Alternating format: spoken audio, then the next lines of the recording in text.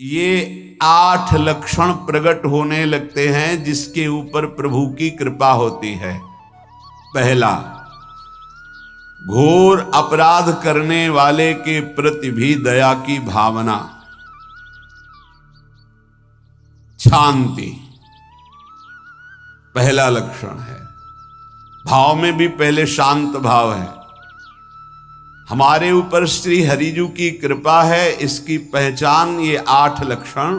पहला, शांति, अर्थात घोर अपराधी के प्रति भी गुस्सा ना क्षमा करना, ये हरि की कृपा का लक्षण है। देख लो भाई, घोर अपराधी शब्द तो जाने दो, जरा सा प्रतिकूल हो जाए तो लाख समझाओ पर भ्रकुटी तनी रहती है। ईर्ष्या, द्वेष, मात्सर्य, द्रोह, ये उपासक के हृदय की विषय नहीं, ये तो गंदे विषयी पुरुषों के हृदय के लक्षण हैं। जहां ईर्ष्या है, मात्सर्य है, द्वेष है, द्रोह है, ये कुमति के लक्षण है, ये सुमति के लक्षण नहीं, ये हरि कृपा पात्र के लक्षण नहीं। आपसे जो अपराध कर रहा है, द्रोह कर रहा है, आपका क्षमा बल ये हरि प्रसाद से होता है। शांति, क्षमा बल, शांति, सह गया, क्या करूं, सहना ही पड़ेगा क्योंकि भगवत मार्ग में वो ऐसा नहीं होता। शांति, बुरा ही नहीं लगा, हरि कृपा पात्र को बुरा ही नहीं लगा। उमा संत के यही बड़ाई, मंद करत जो करे भलाई, ये सीधा शांति की व्याख्या है। अपने यहां मंगल गान में, करत जे अनशहन निंदक तिनहु पे अनुग्रह कियो, ये है हरि कृपा, ये है आचार्य कृपा, गुरु कृपा। अपराधी पर भी क्षमा का भाव होना, भला ऐसा है, अपराधी पर भी क्षमा का भाव होना, ये हरि कृपा पात्र में ही होगा, अन्य में नहीं। तो अगर अपने हृदय में ऐसा लगे कि ऐसा नहीं है तो हरिजू से प्रार्थना करनी चाहिए कि कृपा करो, मेरे में सामर्थ्य आवे। दूसरा, अनुसूया, वो किसी भी के प्रति कभी भी कोई दोष दर्शन ही नहीं करेगा। दोष कथन, दोष श्रवण की तो बात जाने दो। अनुसूया, दूसरों के गुणों में दोष ढूंढना ये नहीं होता, हरि कृपा पात्र में ये नहीं होता। ये सब भजन के नाश करने वाले, जैसे पहला अपराधी पर क्रोध कर देना, तो माया ने भेजा इसीलिए था कि तुम्हारे साथ व्यवहार ऐसा करे कि तुम क्रोध करो, क्रोध करोगे तुम्हारी ऊर्जा शक्ति नष्ट हो जाएगी, अध्यात्म में जो चलने की थी, और कहीं तुमने संकल्प कर लिया तो भजन शक्ति नष्ट हो जाएगी। तो अगर भजन बल है तो गया, जरूर उसको दंड मिलेगा, पक्का मिलेगा, 100% मिलेगा, लेकिन आप खाली हो गए, ना भजन करने की वृत्ति रहेगी और ना भजन रहेगा, दोनों बात। अनुसूया, किसी के सद्गुणों में दोष देखना, गुणों में दोष ढूंढना, ये हरि कृपा पात्र में नहीं होता। ये बहुत मंगलमयी बातें हैं जिससे हमारा भजन मार्ग पुष्ट होता है। तीसरा, वो बाहर से और भीतर से पवित्र रहता है, हरि कृपा पात्र। शौचाचार का ज्ञान होना चाहिए, वस्त्र आपके पवित्र होने चाहिए, ये बाहरी, जल रज आदि के द्वारा बाहरी पवित्रता, और निष्कपटता, निश्चलता, सत्य भाव, ये अंदर की पवित्रता है। अगर कपट है, छल है, असत्य है तो हृदय मलिन रहता है। भीतर और बाहर से पवित्र रहना, इसमें खास बात क्या है भीतर और बाहर से पवित्र रहने में?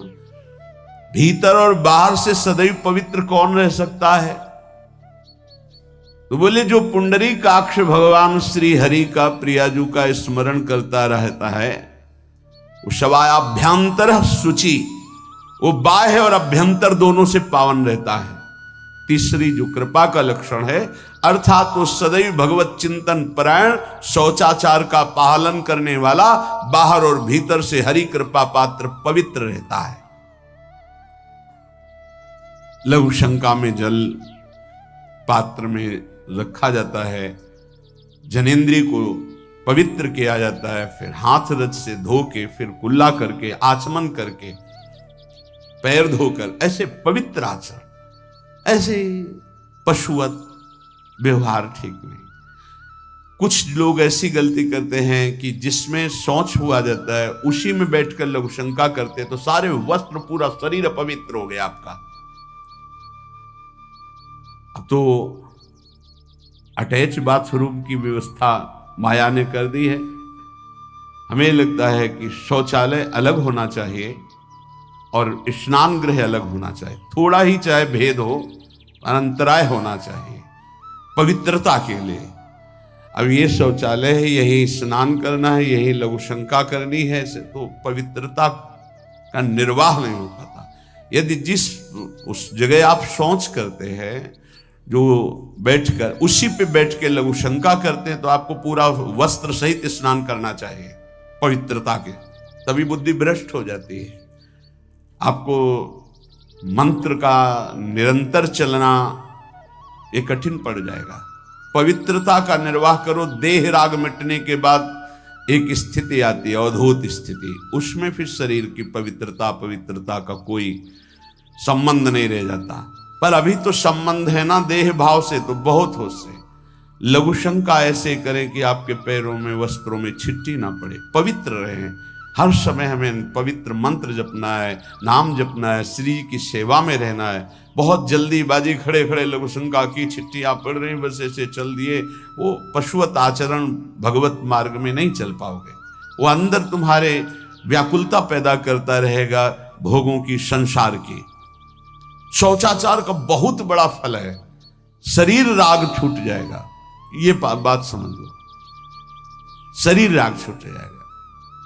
शरीर संबंधी पवित्रता शरीर राग छुड़ा देती है, आंतरिक रहस्य है ये। चौथा, ऐसे कार्यों का अनुष्ठान न करें जिनमें हमारा भजन छूटता है, जिनमें सत्य छूटता है, जिनमें भगवत भाव छूटता है। जैसे आपके ऊपर कृपा हुई, आप भगवत मार्ग में चल रहे हैं, अब आप ऐसे संसारिक कार्यों का अनुष्ठान कर रहे हैं जिनमें आपकी चित्तवृत्ति बिल्कुल भगवत विमुख हो रही, तो जीवन का लाभ क्या होगा? लाभ तो है भगवत स्मरण सहित। इसी की मानो टीका है, छठदम शील विरत बहु कर्मा, निरत निरंतर सज्जन धर्मा। शीलवान और ऐसे कर्मों से विरत जिनसे भगवत विस्मरण होता है, जो सज्जन पुरुषों के द्वारा धर्मानुष्ठान होते हुए उन्हीं का अनुष्ठान, ऐसे कर्मों में ना जाए जिससे भगवत विस्मरण होता है। यह कल एक ने प्रश्न किया कि मैं खाता तो नहीं हूं, लेकिन मांस की दुकान में मांस बेचता हूं, होटल आदमी, क्या उचित है? ये उचित कैसे हो सकता है? तुम और भी तो व्यापार कर सकते हो। जरूरी है धर्म का पालन करने की इच्छा करते हो और धर्म आचरण करते हो, ऐसा नहीं। तो विरत बहुकर्मा, उन कर्मों से हमें विरत रहना है जो हमारे धर्म के विरुद्ध है, जो भजन के विरुद्ध है। हरि कृपा पात्र ऐसे कर्मों का अनुष्ठान कर ही नहीं सकता। और शारीरिक श्रम इतना जिससे हमारा भजन का तार ना टूटे। जब भजन का अभ्यास किया जाता है तो हर कार्य को सुचारू रूप से करते हुए एकाग्रता भजन में रखी जाती है। हम वो कार्य जल्दी से कर ही नहीं सकते जिसमें भजन छूट जाए और कार्य पूरा हो। नहीं, हम कार्य करेंगे, हमें छोड़ दीजिए, हम अपने चिंतन से युक्त होते ही बिल्कुल कार्य करेंगे। जैसे कई साधक हैं, उपासक हैं, बड़े अच्छे उपासक हैं, उनको आप कार्य दीजिए कि आप पानी गर्म कर दीजिए, पात्र बहुत सुंदर साफ होगा, पानी बहुत गर्म, लेकिन आप कह दीजिए कि 5 मिनट में गर्म करके ले, तो उनसे असंभव नहीं होगा, छोड़ दीजिए उनको। आप वो मतलब ऐसा कार्य करेंगे प्रशंसनीय, पर वो समय से, उनका एक सिद्धांत है, बहुत अच्छा लगता है। और अपने को पता है कि इससे जल्दीबाजी नहीं होनी, पात्र मार्जन करना है, छोड़ दीजिए, आप उसको टोकिएगा नहीं, आप जल्दी मांझ के, उससे नहीं होने वाला। वो तनिक भी दोष नहीं रहने देगा पात्रों में, पर समय दीजिए, आराम आराम शिव कर। हमें अच्छा लगता है, भगवत चिंतन परायण उपासक की यही वृत्ति होती है। पोछा लगाना है, बिल्कुल बढ़िया लगेगा, लेकिन आपको सर से घुमा दे वैसा नहीं होगा। आप छोड़िए और जाइए, हटिए, और वो अपने ढंग से लगाएगा और एकदम क्लीन करके। यही उपासक का लक्षण होता है। जो कार्य करेगा सांगोपांग करेगा, पर वो बहुत मस्ती से होगा, क्योंकि उसका भगवत चिंतन चल रहा है।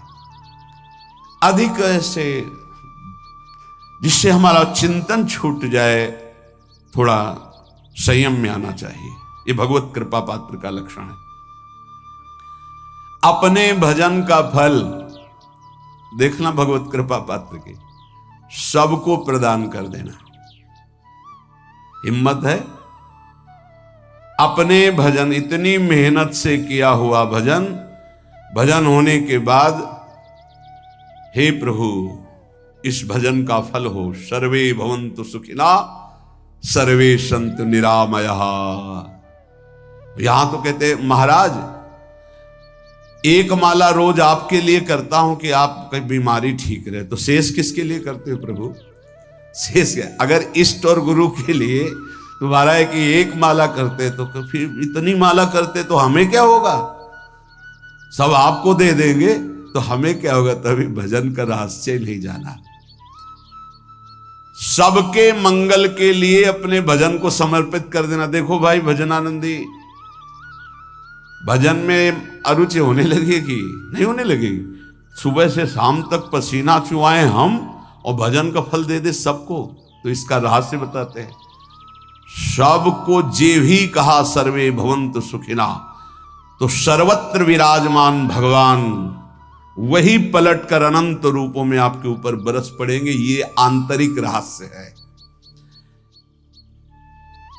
हमने जो भजन किया वो एक सीमा में था, और जब हमने संपूर्ण विश्व को दे दिया तो असीम बनकर वापस हुआ।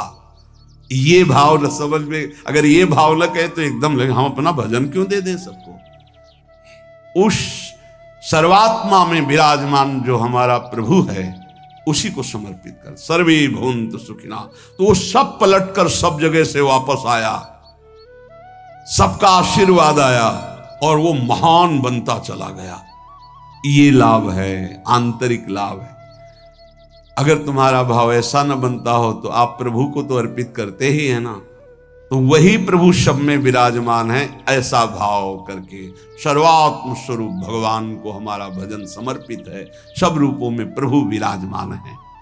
ये हरि कृपा पात्र का लक्षण चल रहा है। और छठवां, अपने भजन से अपने लिए कुछ भी ना चाहना, और दूसरों की तो बात जाने दो, दूसरों से कुछ ना चाहना ये तो ठीक है। अपने भजन से अपने लिए कुछ ना चाहना है हिम्मत। देखो ये हरि कृपा पात्र में हिम्मत होती है। अपना भजन अपने प्रयोग में ना लाना, इसका भी आंतरिक रहस्य है। अपने प्रयोग में आप शरीर को लेकर के बोलेंगे, अगर स्वरूप को लेकर तो प्रयोग की कोई वहां जरूरत ही नहीं। स्वरूप पूर्ण काम है, वहां कोई अभाव नहीं। जब आप कोई भाव अपने लिए करेंगे तो देह भाव होगा। देह भाव से किसी विषय की मांग होगी। विषय पूर्ति भजन का फल नहीं होता, भजन का फल होता विषय निवृत्ति। बहुत जोर की बात है, कैसे समझ में? अपने भजन का भी फल अपने लिए नहीं, दूसरों से कुछ चाह रखना तो बात ही जाने दो। भजन से भी कोई अन्य सुख की चाह नहीं हुई। क्या चाहिए? भजन ही बनता रहे, भजन का फल भजन बनता रहे, खूब निरंतर जप करते रहे। सातवां, किसी भी मान सम्मान कीर्ति पद प्रतिष्ठा के मिलने पर हृदय का असंतुष्ट हो जाना, यह हरि कृपा पात्र का लक्षण होता है। प्रणाम नमस्कार जय हो तो हृदय में असंतुष्ट हो जाना चाहिए। कोई किंचन मात्र अभिमान न उदय हो जाए। प्रभु बचाओ, ये माया की चकाचौंध से बचा लो नाथ। कौन सा अपराध बन गया कि आपकी जय की जगह यहां हमको ऐसा सुनना पड़े। जैसे एक बार महापुरुष जन कह रहे थे कि जब गुरुजन बड़ाई करने लगे सामने शिष्य की, तो उसको ग्रीवा झुका लेनी चाहिए और पश्चाताप करना चाहिए कि कोई गलती हो गई, आज हमारे गुरुजी ने हमारी बड़ाई कैसे कर दी, इसका मतलब कोई दोष बन गया, कोई गलती हो गई, और प्रार्थना करना चाहिए कि क्षमा कीजिएगा महाराज, अगर कोई गलती हो तो दंड दीजिएगा, लेकिन ये दंड मत दीजिएगा कि आप हमारी प्रशंसा कर रहे। भगवान, इससे बड़ा और कोई दंड नहीं हो, ऐसा महसूस होना चाहिए। सम्मानम कलयाति घोर गरलम, ये हरि कृपा पात्र का लक्षण है। नीचापमानम सुधा, नीच पुरुषों द्वारा किया हुआ अपमान अमृत के समान लगे और सम्मान विष के समान लगे। मान प्रतिष्ठा कीर्ति जिसके लिए बड़े बड़े लालायित रहते, हरि कृपा पात्र को विष की तरह चुभती है। और 8वां, किसी भी प्राणी समुदाय से संबंध ना रखते हुए सब पर दया की भावना, सब पर कृपा की भावना, सब पर करुणा मैत्री, पर किसी से ममता नहीं।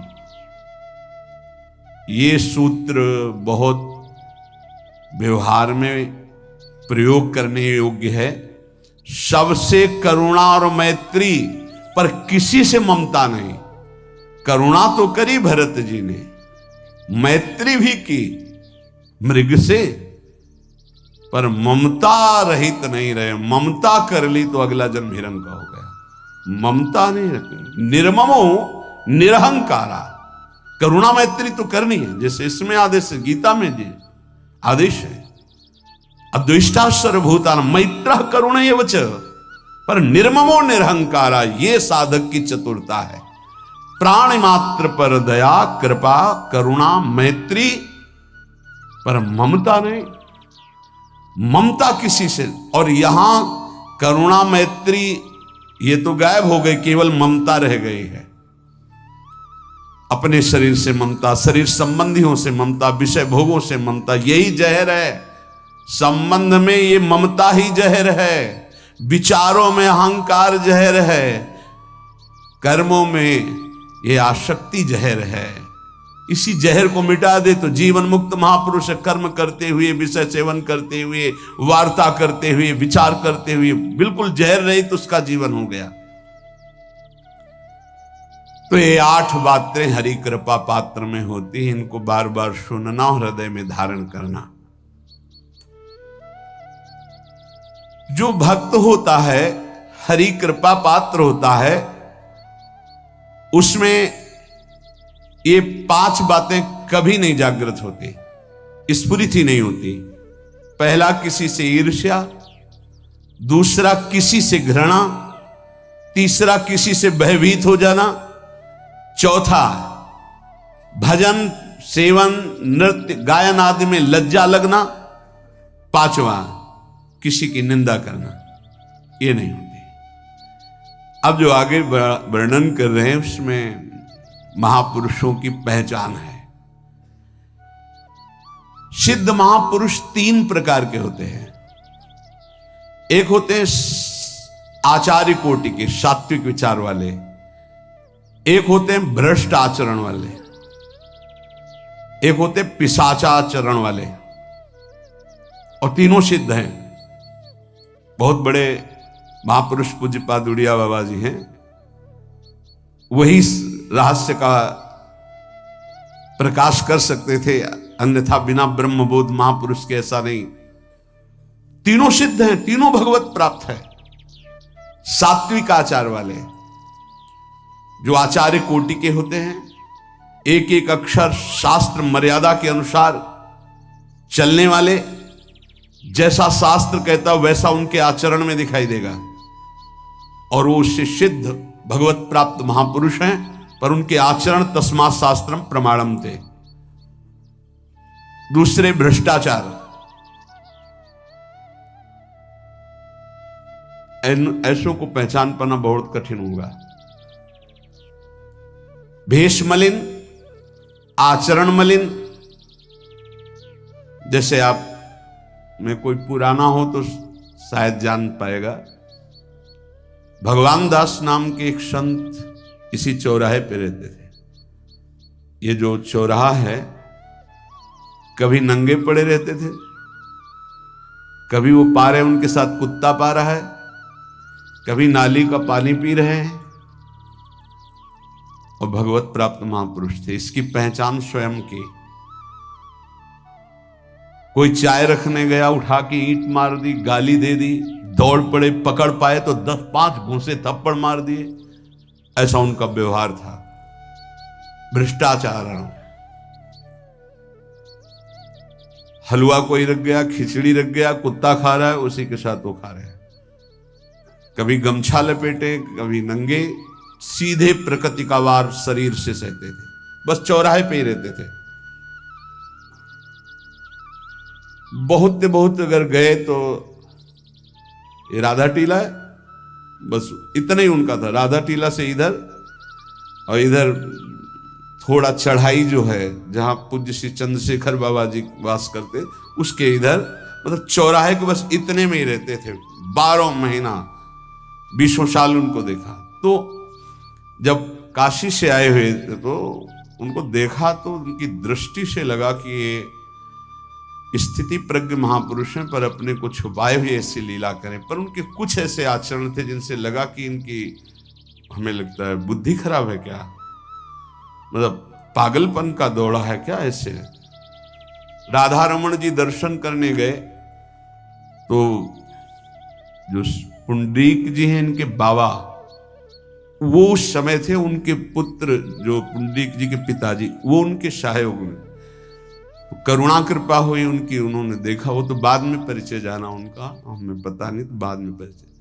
वो पीत वस्त्र धारण किए हुए वयोवृद्ध एकदम डलिया लाए, राधा रमण जी को निकाल करके अपने को प्रसाद मिला। तो सीधे राधा रमण जी की कृपा का अवलोकन करते हैं और परिक्रमा लगाना।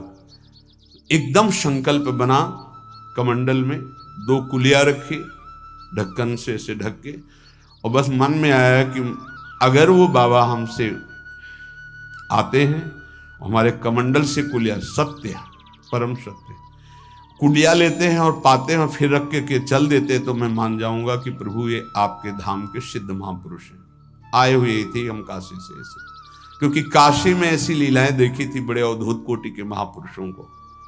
आपसे सत्य कहते, वो पेड़ हट गया, रमण रेती में था, बीच रोड में था, चबूतरा बना था, वो ऐसे पड़े थे, वहां के हम बैठ गए, बिजली की तरह उठे, रफ्तार से आए, खड़े हो गए हम बिल्कुल, क्योंकि हमें पता था कि घूंसा और थप्पड़ इनका प्रसाद होता है।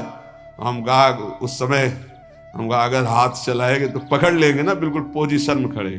तो बंगाली भाषा में कुछ बोले, ऐसे गले में हाथ डाला, ढक्कन हटाया, कुलिया निकाली, पाया कुलिया वहीं रखा, ढक्कन रखा, गए और वहीं लेट गए। सत्य कहते एकदम रोम रोम खड़ा हो गया कि अरे भगवत प्राप्त महापुरुषों को जानना बड़ा कठिन है, कैसे आचरण, भ्रष्ट आचरण से रहते हैं। कभी दिगंबर, कभी गमछा लगा हुआ है, कभी कुत्ते के साथ खा रहे, कभी नाली का पानी पी रहे। पूज्य बाबा कह रहे आचरण मलिन, नाली या पैखाने का भी पानी पीने में उनको कोई भी परेशानी नहीं। गंदे जगह मलिन भाव से पड़े रहना, किंतु वृत्ति हर समय भगवदाकार रहना, भगवदाकार रहना। ये तीसरे, पिशाचाचार, गाली गलौज करना, ईंट पत्थर से मारना, हर मलिन चेष्टा बहुत कठिन है, बहुत कठिन है। ये सब देखने को मिला है भगवत कृपा से तीनों प्रकार के महापुरुषों का। वृंदावन में एक आगंतुक संत आए थे बाहर से, वो रात्रि में हर वृक्ष के नीचे खड़े रहते, पैर सूज गए थे, उनको कभी बैठे और लेटे नहीं देखा, खड़े रहते थे। ये 25 वर्ष के लगभग की बात है। उनको जब देखा तो देखते ही उनकी दृष्टि ऐसी थी ऊर्ध्व, लगा ये तो भगवत प्राप्त महापुरुष है। 45 वर्ष की अवस्था हो, बस खड़े रहते थे, चरण उनके फट गए थे। ऊपर से ऐसे खड़े खड़े। रात्रि में एक दिन हिम्मत की, बोलते नहीं थे वो, लार बह रही है ऐसे गंदे कपड़े, महाराज जी आप कृपा करें। उस समय मदन टेर में कि आप आइए, तो खड़े हो गए। तो आटे के 4 लड्डू हमें मिले हुए थे, तो उनका आप कृपा करके पाइए, पाले। उनका आपका ये जो बाहरी परिवेश है और आपके जो बाहरी लीलाएं हैं, ये बाहरी लोग तो भले न समझ पाए, पर प्रभु मुझे ऐसा अनुभव होता है आप भगवत प्राप्त महापुरुष हैं। रो पड़े। कभी हमने उनको ऐसा नहीं देखा, रो पड़े। और उनका ये हमारे गुरुदेव की कृपा है। उनका कब से वृंदावन आ पाए, बोले कुछ दिन में। बोले वृंदावन की रज का प्रभाव कितना दिव्य है कि अब जाने का मन नहीं होता है। पर आप अब दोबारा हमसे मिलने की चेष्टा मत कीजिएगा, कभी दूर से देख लीजिएगा, पर आप कभी मिलिएगा नहीं। आप भक्त हैं इसलिए आपसे संभाषण कर लिया। ये तो आपने सुना, सुबह की लीला, ईंट चल रही थी उनपे, वो दिगंबर खड़े थे, ईंट मार रहे थे लोग, परिक्रमा वाले लोग उनको ईंट मार रहे थे। कई जगह उनके ईंट लगी, उनको लग रहा था ये पागल है, नहीं पहचाना जा सकता। 3 प्रकार के महापुरुष होते। एक होते सात्विक आचार वाले, बहुत जो शास्त्रीय आज्ञा वैसे ही अक्षरशः आपको दिखाई देंगे, आचार्य कोटि के, पवित्र शरीर, पवित्र वस्त्र, पवित्र आचरण, एकदम आचार्य कोटि। दूसरे एकदम भ्रष्ट आचरण, समझ ही नहीं सकते आप। तीसरे पिशाच की तरह, समझ ही नहीं सकते उनको। अब लाभ होता है केवल पहले वाले से, सात्विक, तस्मात् शास्त्रम प्रमाणम थे, इससे जनता का लाभ होता है। इन 2 से विशेष हानि हो जाती है, क्योंकि इनके आचरण ऐसे होते हैं, साधु अवज्ञा तुरंत भव, बहुत जल्दी विनाश होता है ऐसे महापुरुषों के अपमान से। सात्विक महापुरुषों के नहीं, अगर उनसे अपमान भी हो जाएगा तो क्षमा करेंगे वो सब। इनको न क्षमा से मतलब है, न पिटाई से मतलब है, इनकी दैवी शक्ति तुम्हारा नाश कर देगी। ऐसे से बहुत, क्योंकि इनको समझ में नहीं आएगा ना। काशी में भी देखा, कुल्हड़ चल रहे हैं सब, और ब्रह्माकार वृत्ति, लोग समझ नहीं पा रहे हैं, चाहे कि कुल्हड़ जमाए मार रहे हैं उनके ऊपर। ऐसे किया, बिल्कुल जो चर्म है प्रकृति को सहते सहते भैंसे का जैसे हो गया मोटा एकदम, और उनके ऊपर मार पड़ रही है, वो मुस्कुरा रहे हैं, चल रहे हैं। हमका गजब हो गया, ब्रह्माकार स्थिति महापुरुष के सामने, ऐसे कुछ समझ ही नहीं पाता। तो कह रहे हैं ऐसे भक्तों से प्रायः सबकी हानि हो जाती है, क्योंकि समझ पाते नहीं कि स्थिति क्या है, और जब उनका अपमान करते हैं, उनको मारते हैं, पीटते हैं, उनका सर्वनाश हो जाता है। वो करते नहीं है, उनका प्रभाव कर देता है। पर सात्विक महापुरुषों से किसी का मंगल नहीं होता। इसलिए समाज का परम मंगल शास्त्र के द्वारा आचरण किए हुए जो सिद्ध महापुरुष हैं उनसे होता है। ये 2 प्रकार के महापुरुष जो होते हैं, कई तरह से हानि हो जाती है। आप समझ ही नहीं पाएंगे, आप अपमान कर देंगे, अनिष्ट हो जाएगा आपका, क्योंकि यहां ना क्षमा है ना दंड है। दैवी शक्तियां उनकी सुरक्षा में लगी हुई, वो सर्वनाश कर देंगी। इसलिए बाबा परिचय बता रहे कि अगर तो इनको पागल न समझा जाए। ये प्रायः, जैसे एक बार बताया था कि हरगोविंद जी के पांडाल में रास हो रहा था, एक दिगंबर महापुरुष आए और वो ऐसे खड़े थे पीछे से, चूंकि आरती करने के बाद पीछे राधा वल्लभ जी की गए तो पीछे ही खड़े होना था, तो बिल्कुल पास घटना, बूट पहने हुए मारा लात पीछे से, वो मुभरा गिर गए, आराम से खड़े हुए, रास को ऐसे नेत्रों से हल्का सा वो बस फिचल दिए। वो पीछे 10 बार लात मारता गया, वो मुड़ के नहीं देखा किसने मारा, पीछे पीछे हम 10 कदम चले। वो गजब हो गया, ऐसी स्थिति इस महापुरुष की। और ये बावरा जान नहीं रहा कि अपना सर्वनाश कर दिया हमने, और वो गजेंद्र की तरह मत वाले ऐसे फोगला की तरफ चल के निकले। कैसे समझोगे महापुरुषों को? बाहरी व्यवहार। अभी 10-12 वर्ष की बात है, यमुना के पार ऐसे खो करके रहते थे दिगंबर एक महात्मा, अब है कि नहीं मुझे पता नहीं, पहले यमुना किनारे जाते थे बैठने, तो बस वो चीखते थे, राजकुमारी राजकुमार राजकुमारी राजकुमार, यमुना पार से राजकुमारी राजकुमार। और ऐसे घास नोच नोच के जैसे गाय खाती है ऐसे खाते थे घास, और चिल्लाते क्या थे, राजकुमारी राजकुमार। किसको? प्रिया प्रीतम। राजधानी है ना, तो ऐसे वृंदावन की तरफ खड़े होते ऐसे कहते राजकुमारी राजकुमार। कैसे कोई महापुरुषों को जाने। भगवान कृपा करें कि किसी भी महापुरुष का कभी कोई अनिष्ट हमारे द्वारा ना हो, कहीं कोई अमंगल बर्ताव ना हो जाए, इसलिए परिचय बताया कि आप सोच सकते हैं कि ऐसे भला महापुरुष हो सकते हैं। हाँ, पक्का 3 प्रकार के महापुरुषों के दर्शन हुए।